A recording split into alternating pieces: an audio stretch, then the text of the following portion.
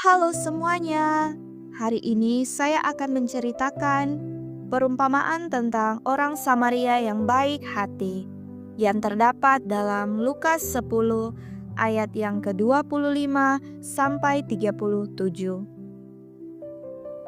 Suatu hari seorang ahli Taurat datang kepada Yesus dan bertanya, "Guru, apa yang harus aku perbuat untuk memperoleh hidup yang kekal?"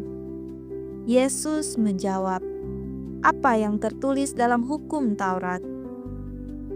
Ia menjawab, "Kasihilah Tuhan Allahmu dengan segenap hatimu, dan kasihilah sesamamu seperti dirimu sendiri." Yesus berkata, "Benar, lakukanlah itu dan engkau akan hidup." Tetapi ahli Taurat itu ingin membenarkan dirinya, maka ia bertanya lagi, "Siapakah sesamaku manusia?" Lalu Yesus menjawab dengan perumpamaan.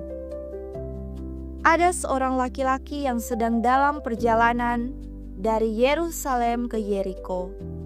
Tiba-tiba ia diserang oleh penyamun. Mereka merampoknya, memukulnya, dan meninggalkannya hampir mati di pinggir jalan. Kebetulan seorang imam lewat di jalan itu. Namun, ketika melihat orang itu, ia menyeberang ke seberang jalan dan melanjutkan perjalanannya. Lalu datang seorang Lewi.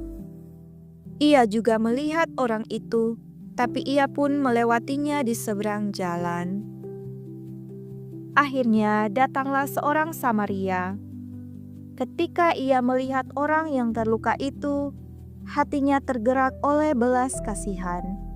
Ia mendekatinya, membalut luka-lukanya dengan minyak dan anggur, lalu menaikkannya ke atas keledainya dan membawanya ke penginapan. Di sana ia merawatnya. Keesokan harinya, ia memberikan 2 dinar kepada pemilik penginapan dan berkata, "Rawatlah dia, dan jika engkau mengeluarkan biaya lebih, aku akan menggantinya ketika aku kembali." Lalu Yesus bertanya kepada ahli Taurat itu, "Siapakah di antara ketiga orang itu menurutmu adalah sesama manusia dari orang yang jatuh ke tangan penyamun?" Ahli Taurat itu menjawab, "Orang yang menunjukkan belas kasihan kepadanya." Yesus berkata, "Pergilah dan perbuatlah demikian." Perumpamaan ini mengajarkan bahwa kebaikan tidak memandang suku, agama, kaya, miskin, atau status sosial. Sesama manusia bukan hanya orang yang dekat atau yang kita kenal, tetapi siapa saja yang memang membutuhkan bantuan kita. Ya, terkadang kita juga butuh bantuan dari orang lain, karena tidak semua dapat kita lakukan tanpa bantuan.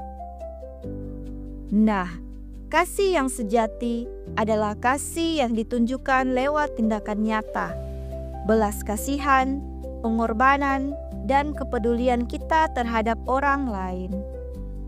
Maka, janganlah kita memandang orang dari luarnya saja sebelum ia memberikan tindakan.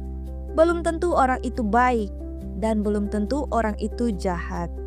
Maka, marilah kita memilih jalan mana yang akan kita ambil.